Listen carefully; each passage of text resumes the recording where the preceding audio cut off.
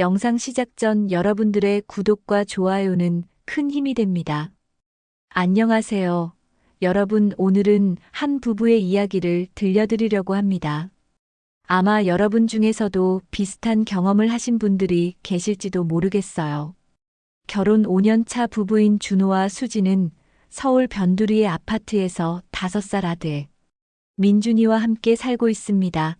준호는 37살의 나이에 작은 인테리어 자재 회사를 운영하며 가족의 생계를 책임지고 있죠.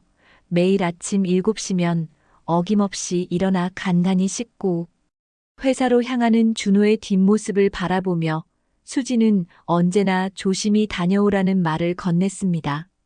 수지는 33세 나이로 결혼 전에는 백화점 화장품 매장에서 일했지만 민준이를 낳고 나서는 전업주부로 지내고 있습니다. 아침에 남편을 배웅하고 아이를 유치원에 보낸 뒤에는 빨래를 돌리고 설거지를 하고 청소를 하며 하루를 보냈죠.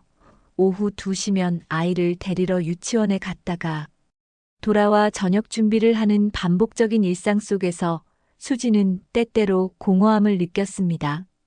결혼 전 직장에서 느꼈던 성취감이나 동료들과의 즐거운 대화가 그리울 때도 있었죠.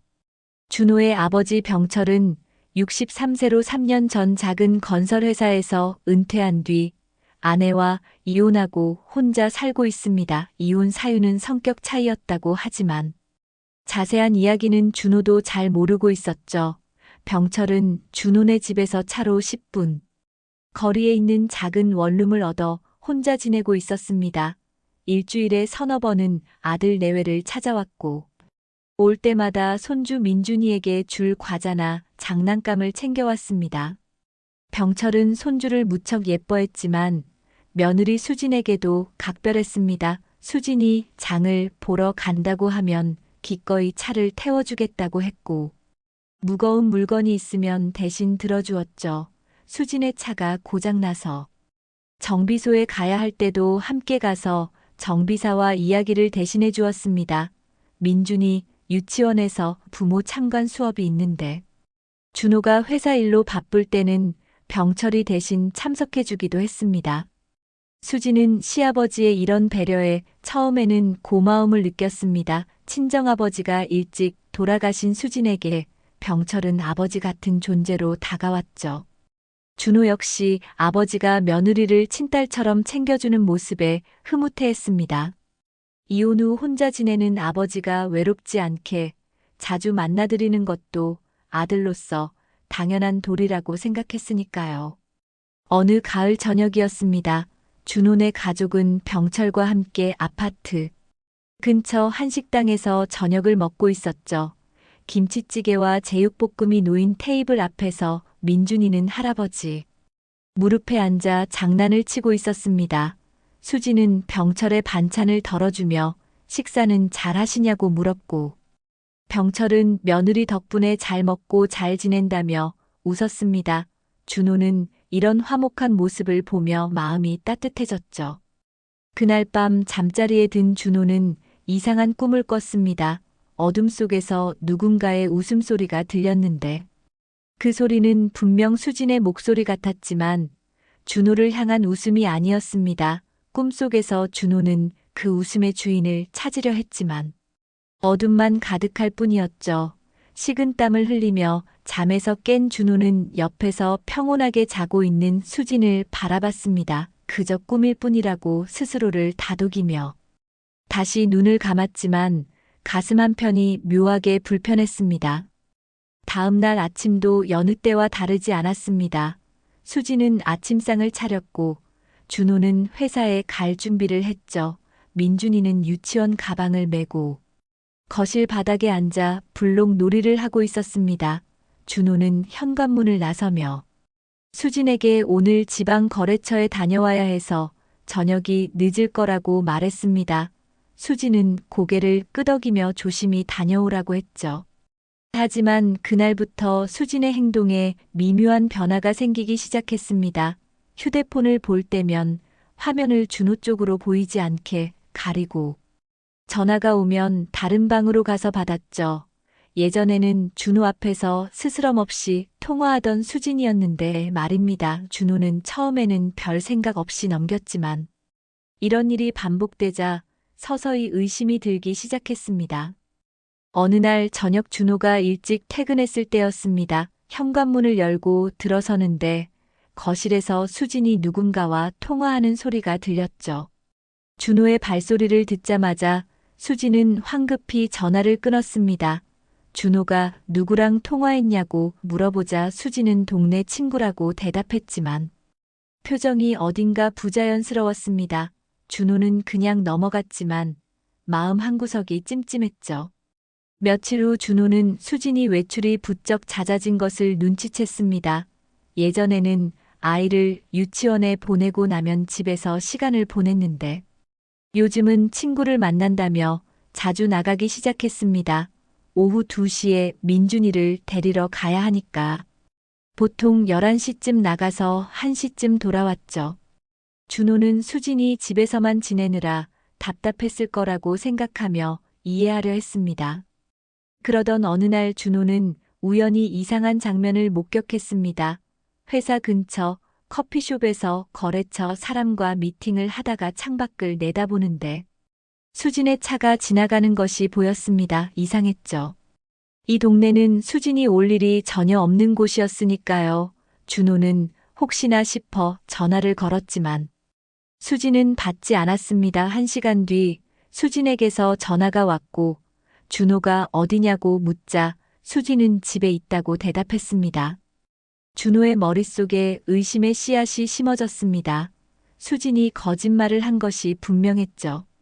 하지만 준호는 직접 따져 묻지 못했습니다. 혹시 오해일 수도 있고 괜히 물었다가 부부 사이가 나빠질까봐 두려웠습니다. 그저 마음속으로 수진을 의심하는 자신이 나쁜 사람 같아서 괴로웠죠. 일주일쯤 지난 어느 날 밤이었습니다. 준호는 잠을 이루지 못하고 뒤척이다가 조용히 일어나 거실로 나왔습니다. 소파에 앉아 멍하니 창밖을 바라보는데 현관 신발장 위에 놓인 수진의 차 키가 눈에 들어왔죠. 순간 준호의 머릿속에 한 가지 생각이 스쳤습니다.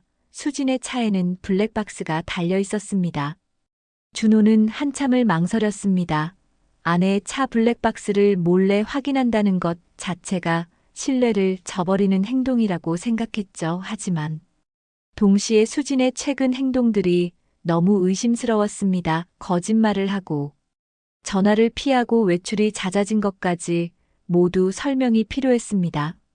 다음 날 아침 수진이 민준이를 유치원에 데려다 주러 나간 사이 준호는 결심했습니다. 주차장으로 내려가 수진의 차 문을 열고 블랙박스 메모리 카드를 빼냈죠. 손이 떨렸습니다. 이렇게까지 해야 하나 싶었지만 이미 시작한 일이었습니다. 준호는 집으로 올라와 노트북에 메모리 카드를 꽂았습니다. 파일들이 화면에 나타났고 준호는 최근 일주일간의 영상을 열어보기 시작했습니다. 처음에는 별다른 것이 없었죠. 유치원 앞 주차장, 마트 주차장, 평범한 일상의 기록들 뿐이었습니다. 하지만 사흘 전 날짜의 파일을 열었을 때 준호의 손이 멈췄습니다. 화면 속에는 낯선 건물 앞에 주차된 수진의 차가 보였고 조수석에는 수진이 앉아 있었습니다. 그리고 운전석에 앉아 있는 사람은 준호가 절대 예상하지 못했던 인물이었죠. 바로 준호의 아버지 병철이었습니다. 준호는 눈을 의심했습니다. 화면을 몇 번이고 되돌려봤지만 분명했습니다. 병철이 운전석에 앉아 있었고 수진과 무언가 이야기를 나누며 웃고 있었죠. 그리고 그 뒤로 보이는 건물의 간판에는 모텔이라는 글자가 선명하게 찍혀 있었습니다. 준호의 손이 떨렸습니다. 마우스를 쥔 손에서 식은땀이 흘러내렸죠. 화면을 멈춘 채 한참을 그대로 앉아 있었습니다.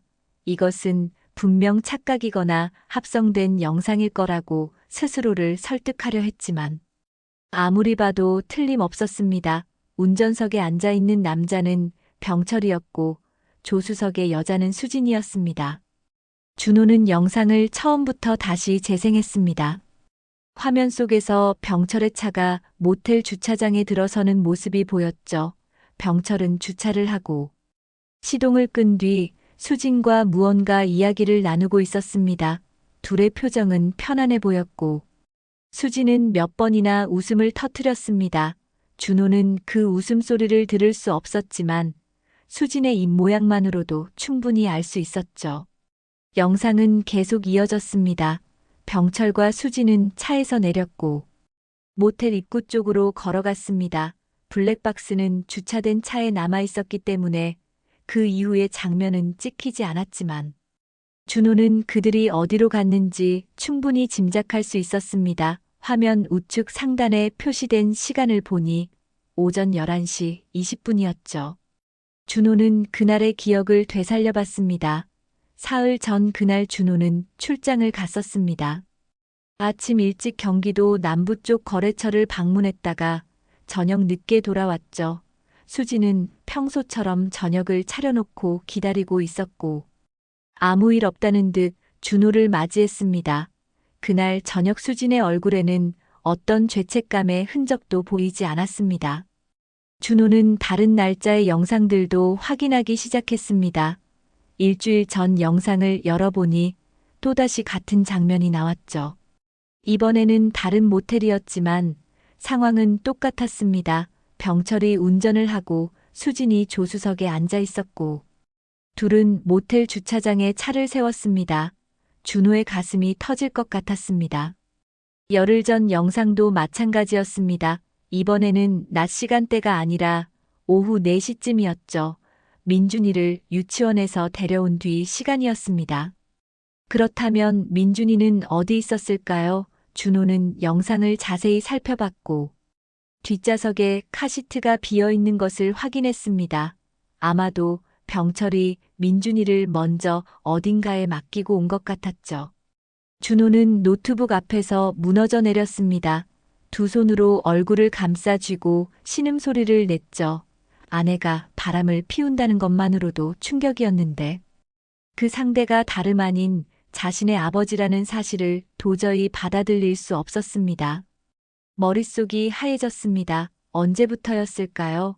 어떻게 시작된 걸까요? 준호는 그동안의 일들을 떠올려 봤습니다. 병철이 수진을 챙기던 모습들장을 봐주고 차를 태워주고 유치원 행사에 대신 참석해주던 모습들이 이제는 전혀 다른 의미로 다가왔습니다. 그것은 사위를 향한 배려가 아니라 며느리를 유혹하기 위한 과정이었던 겁니다. 준호는 화장실로 달려가 변기에 얼굴을 받고 구역질을 했습니다. 아무것도 나오지 않았지만 몸이 경련하듯 떨렸죠. 진땀이 온몸에서 흘러내렸고 입안이 바짝 말랐습니다. 거울 속 자신의 얼굴을 보니 핏기가 하나도 없이 창백했습니다. 한참을 화장실 바닥에 주저앉아 있다가 준호는 겨우 일어났습니다. 다시 거실로 나와 노트북 화면을 응시했죠. 영상 속 병철과 수지는 여전히 그 자리에 멈춰 있었습니다. 준호는 파일을 USB에 복사했습니다. 증거를 확보해야 한다는 생각이 본능적으로 들었죠. 현관문이 열리는 소리가 들렸습니다. 수진이 민준이를 데리고 돌아온 겁니다. 준호는 황급히 노트북을 끄고 USB를 주머니에 넣었습니다. 평소처럼 행동해야 한다고 스스로에게 다짐했지만 손은 여전히 떨리고 있었죠. 수진이 거실로 들어왔습니다. 민준아, 아빠 왔네. 인사의 수진의 목소리는 평소와 똑같이 밝았습니다. 준호는 아들을 안아 올리며 억지로 웃었지만 그 웃음이 얼마나 부자연스러웠는지 스스로도 알 수 있었습니다. 그날 저녁 준호는 아무것도 먹지 못했습니다. 수진이 차려준 저녁상 앞에 앉아 있었지만 목구멍으로 아무것도 넘어가지 않았죠. 수진은 준호에게 왜 밥을 안 먹냐고 물었지만 준호는 그냥 입맛이 없다고 대답했습니다. 민준이가 아빠 어디 아파하고 걱정하는 목소리가 들렸지만 준호는 제대로 대답할 수조차 없었습니다. 밤이 깊어갔습니다. 민준이를 재우고 수진이 샤워를 하러 들어간 사이 준호는 거실 소파에 앉아 멍하니 벽을 바라봤습니다. 머릿속에서는 온갖 생각들이 소용돌이쳤죠. 당장 수진을 추궁해야 할까요? 아니면 증거를 더 모아야 할까요? 아버지를 먼저 만나야 할까요? 준호는 어떻게 해야 할지 알 수 없었습니다. 샤워를 마친 수진이 거실로 나왔습니다. 머리를 말리며 준호 옆에 앉았죠.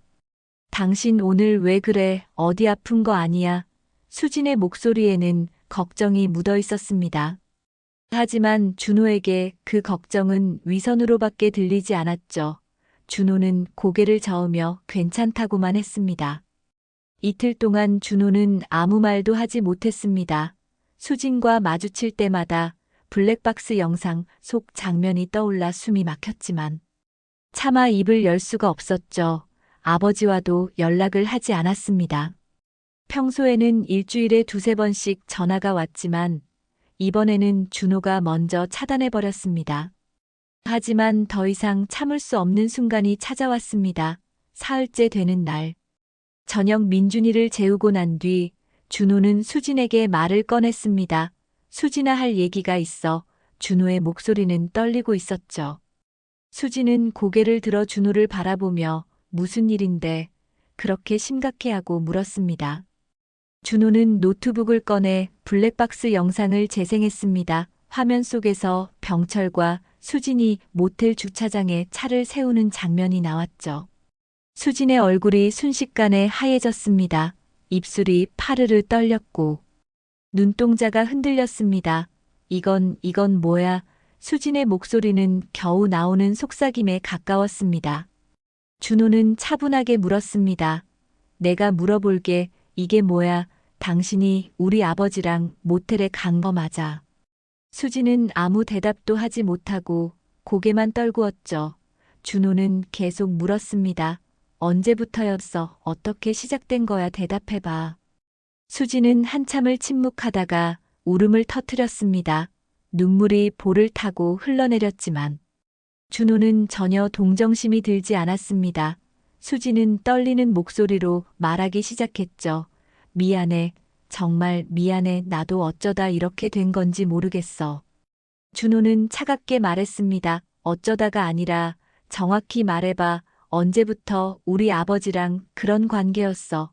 수진은 눈물을 닦으며 대답했습니다. 석 달 전쯤이었어.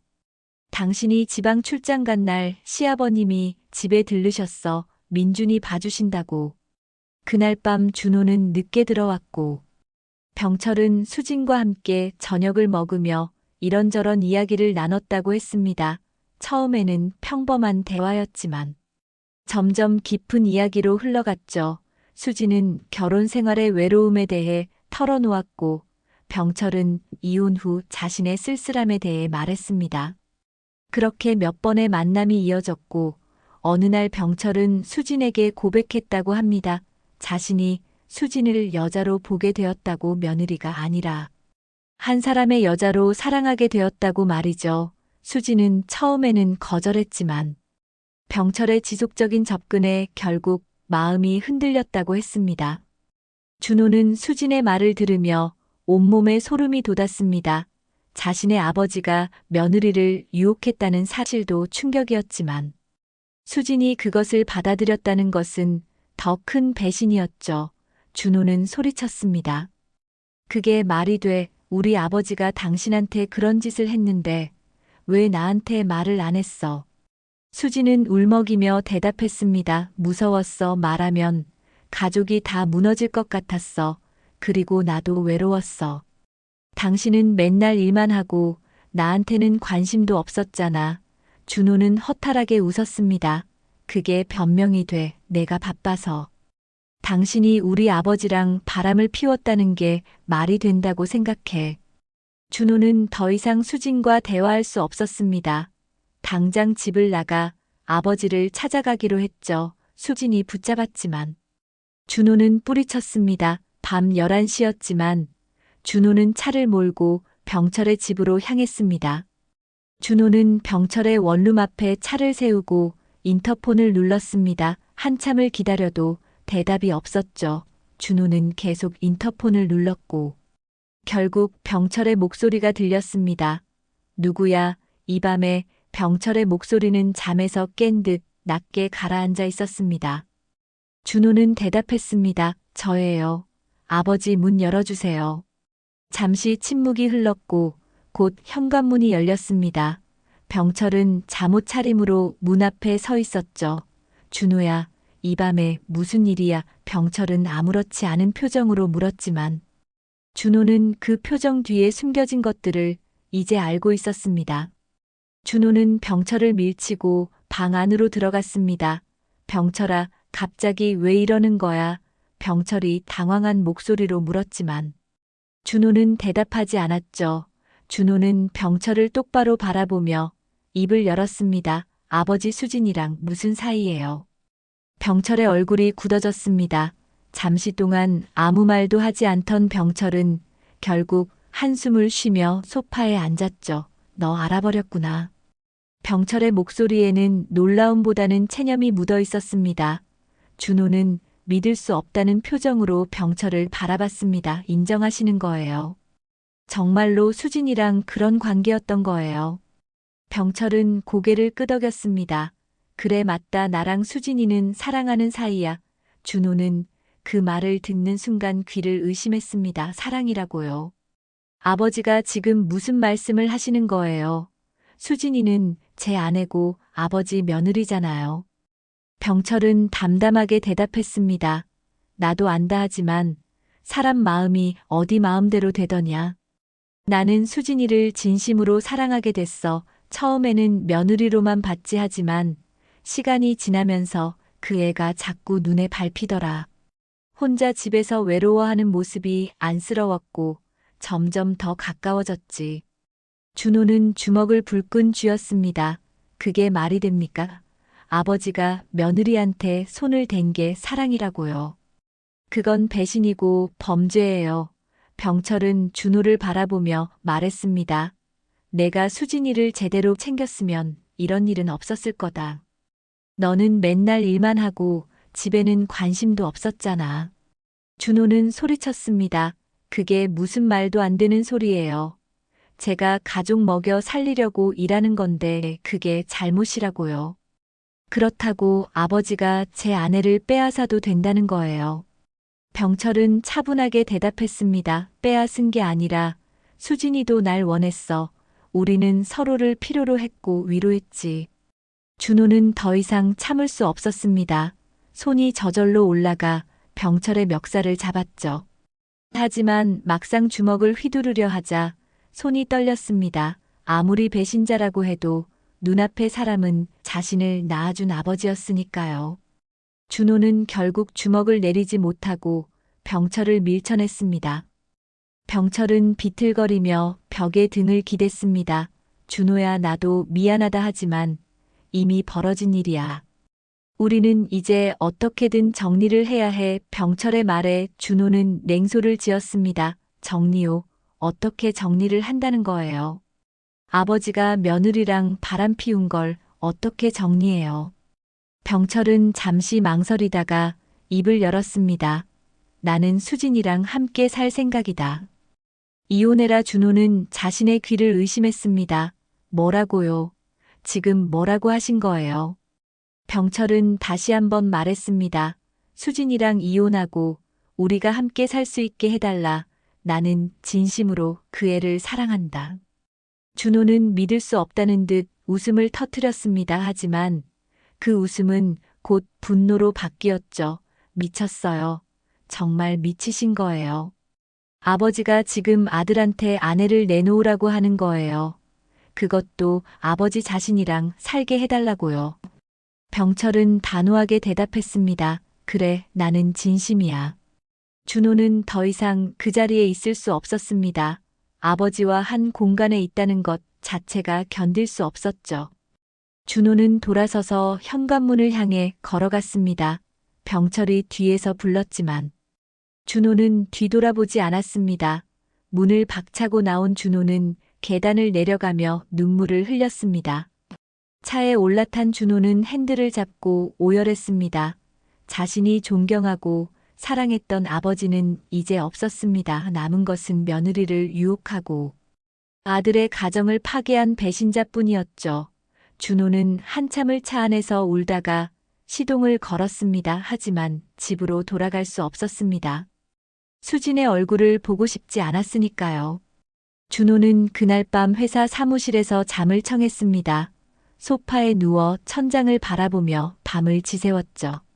눈을 감으면 병철과 수진의 모습이 떠올랐고 잠들 수가 없었습니다. 새벽 5시가 되어서야 겨우 눈을 붙였지만 1시간도 채 자지 못하고 깼습니다. 다음 날 아침 준호는 회사 일을 전혀 손댈 수 없었습니다.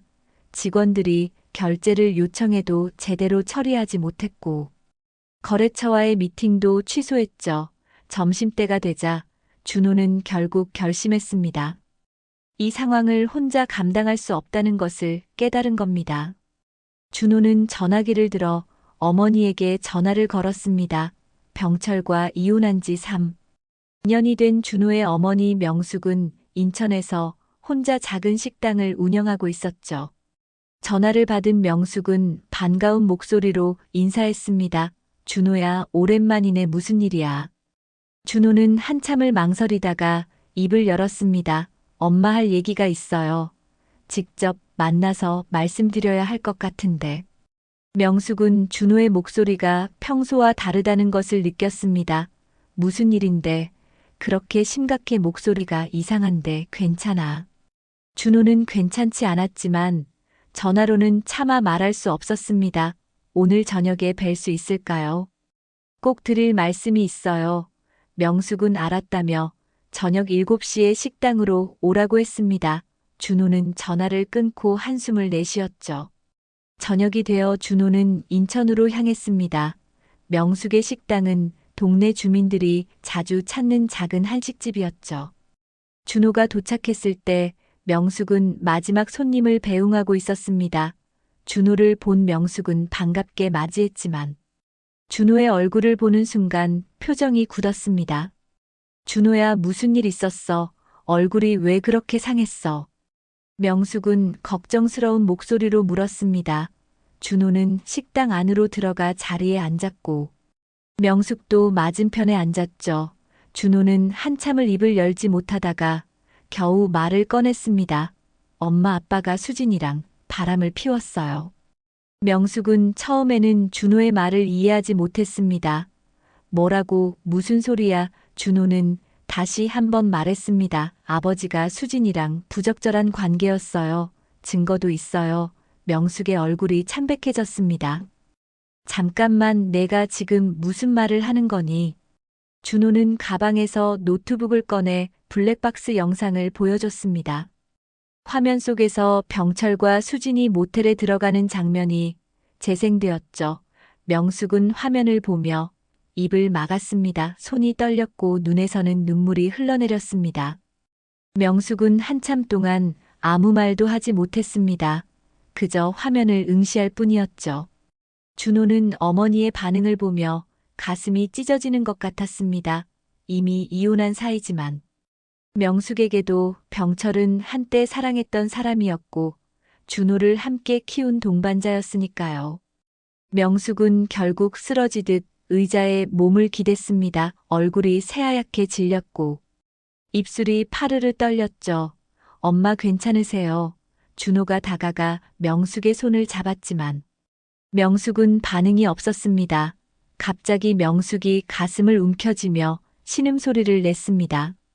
준호는 깜짝 놀라 명숙을 부축했습니다. 엄마 어디 아프세요? 대답해보세요. 하지만 명숙은 계속 가슴을 움켜쥐며 숨을 헐떡였죠. 준호는 즉시 구급차를 불렀고 10분 후 구급대원들이 도착해 명숙을 병원으로 옮겼습니다.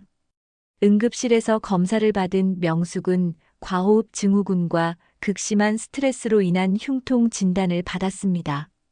의사는 준호에게 어머니가 극도의 정신적 충격을 받은 것 같다며 안정을 취해야 한다고 말했죠. 준호는 자책감에 사로잡혔습니다.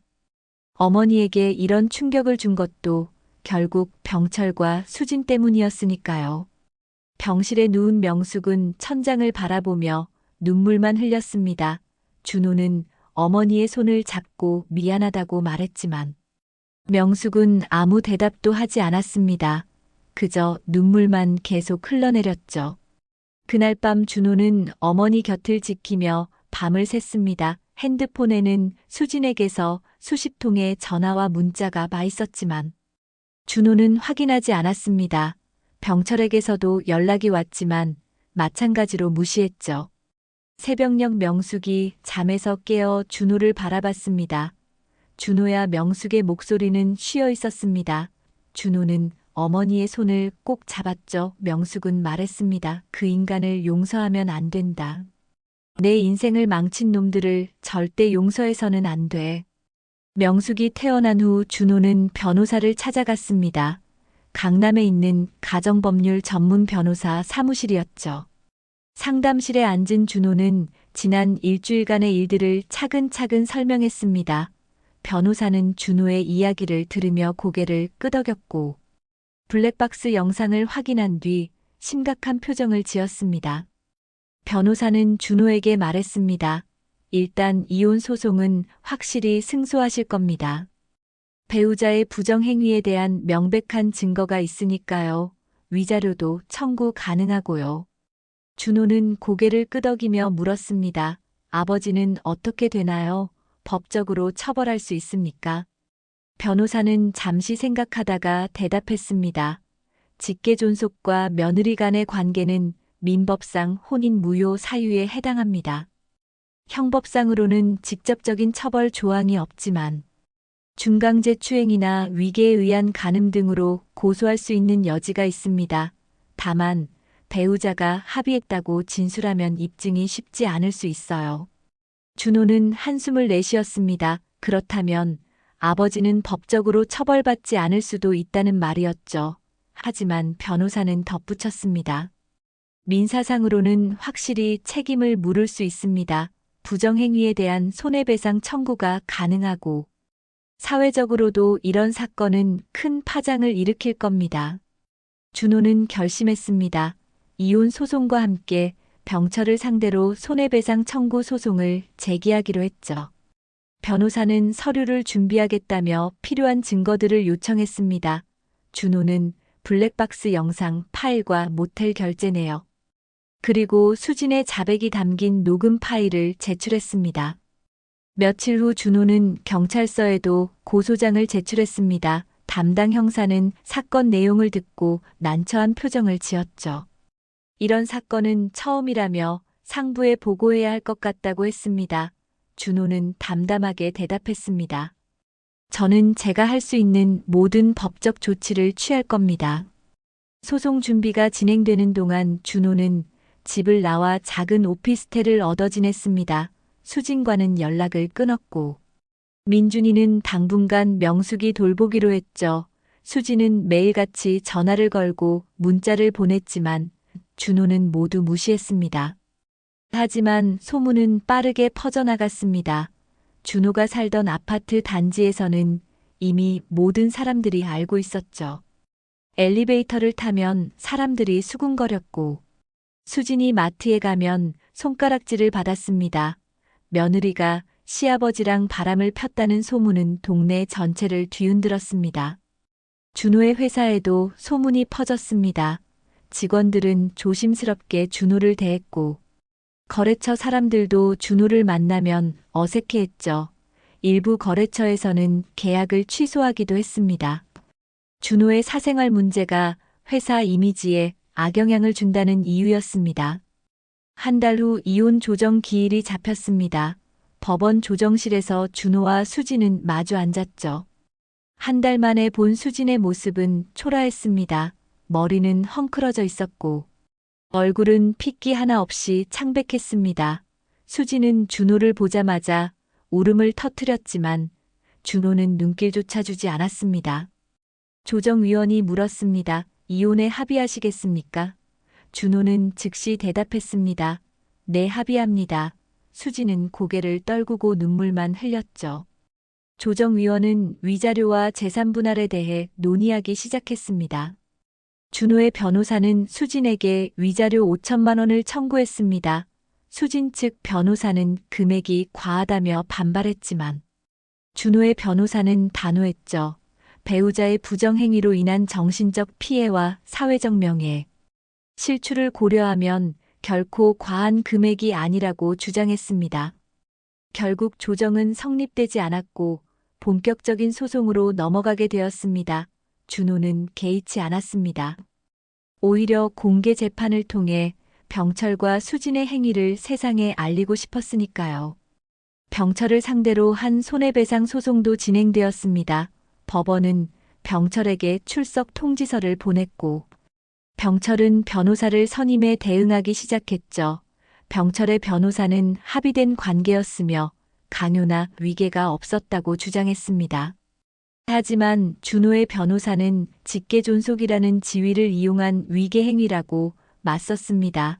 시아버지라는 위치에서 며느리에게 접근했고 그 신뢰관계를 악용했다는 것이었죠. 법원은 양측의 주장을 듣고 증인 신문을 진행하기로 했습니다. 첫 번째 재판 기일에 준호와 병철은 법정에서 마주했습니다. 한 달 만에 본 병철의 모습도 많이 변해 있었죠. 얼굴은 수척해졌고 눈가에는 다크서클이 짙게 드리워져 있었습니다. 하지만 준호는 아무런 동정심도 느끼지 않았습니다. 재판장이 물었습니다. 피고는 원고의 배우자와 부적절한 관계를 가진 사실을 인정하십니까? 병철은 잠시 망설이다가 대답했습니다. 관계를 가진 것은 사실이지만 서로 합의한 것이었습니다. 준호는 그 말을 듣고 주먹을 불끈 쥐었지만 참았습니다. 재판은 석 달간 이어졌습니다. 그 기간 동안 준호는 회사를 정리하기로 결심했죠. 거래처들이 하나둘 떠나갔고 직원들도 불안해하며 이직을 준비하기 시작했습니다. 5년간 힘들게 일궈온 회사였지만 더 이상 유지할 수 없었습니다. 준호는 회사 자산을 정리하고 직원들에게 퇴직금을 지급한 뒤 문을 닫았습니다. 법정에서는 증거들이 계속 제출되었습니다. 블랙박스 영상뿐만 아니라 모텔 결제 내역 수진과 병철이 주고받은 문자 메시지, 통화 기록까지 모든 것이 낱낱이 공개되었죠. 병철의 변호사는 합의된 관계였다고 주장했지만 재판부는 직계존속이라는 지위를 이용한 위계 행위로 판단했습니다. 특히 결정적이었던 것은 준호가 추가로 확보한 영상이었습니다. 한 달 전 수진의 차량을 추적하다가 발견한 또 다른 블랙박스 영상에는 병철이 수진에게 반지를 건네며 우리 결혼하자고 말하는 장면이 담겨 있었죠. 이 영상은 단순한 일시적 관계가 아니라 계획적이고 지속적인 관계였음을 증명했습니다. 경찰 조사도 병행되었습니다. 담당 형사는 병철을 여러 차례 소환해 조사했고 수진도 참고인으로 불려갔습니다. 수진은 조사 과정에서 모든 것을 자백했죠. 처음에는 병철이 며느리를 챙기는 척하며 접근했고 점차 선을 넘는 행동을 했다고 진술했습니다. 병철은 끝까지 합의된 관계였다고 주장했지만 증거는 그의 주장을 뒷받침하지 못했습니다.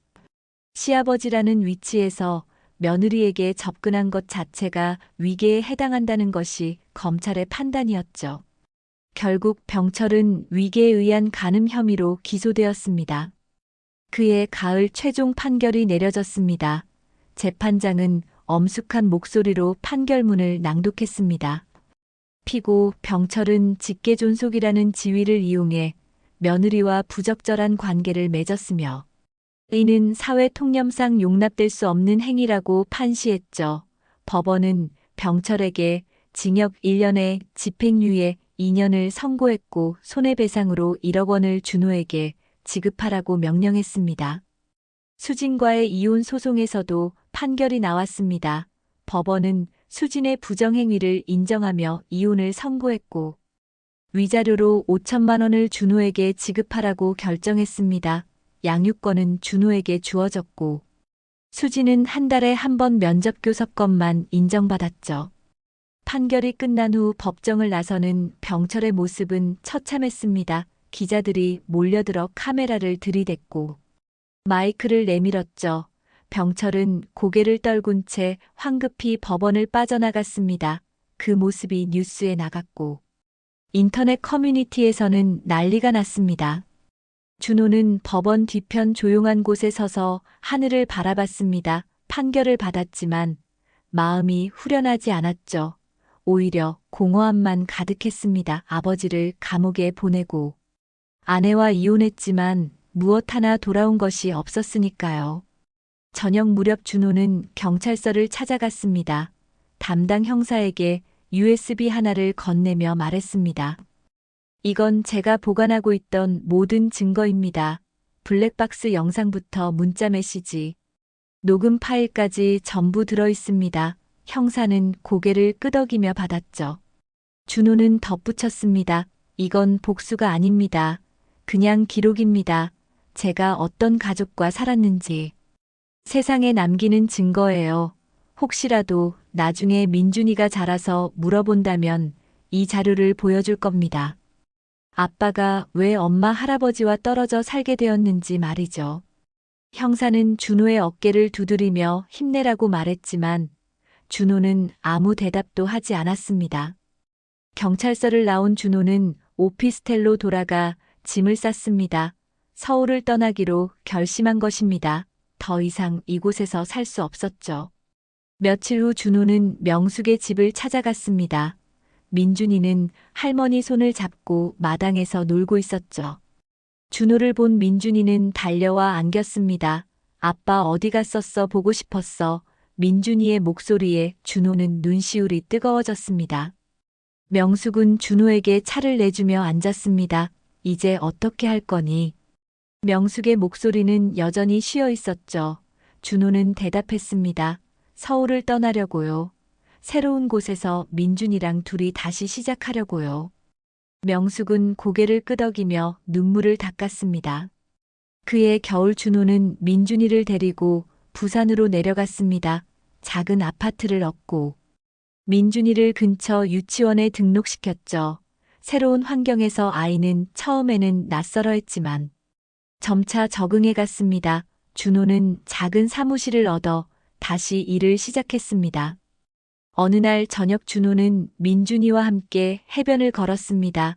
차가운 바람이 불었지만 아이는 즐거워했죠. 파도 소리를 들으며 준호는 생각했습니다. 자신은 모든 것을 잃었습니다. 가족도 회사도 신뢰도 모두 사라졌죠. 하지만 아직 민준이가 있었습니다. 아들의 손을 잡고 걷는 이 순간만큼은 진짜였습니다. 준호는 민준이를 안아 올렸고 아이는 깔깔 웃었습니다. 멀리 수평선 너머로 해가 지고 있었죠.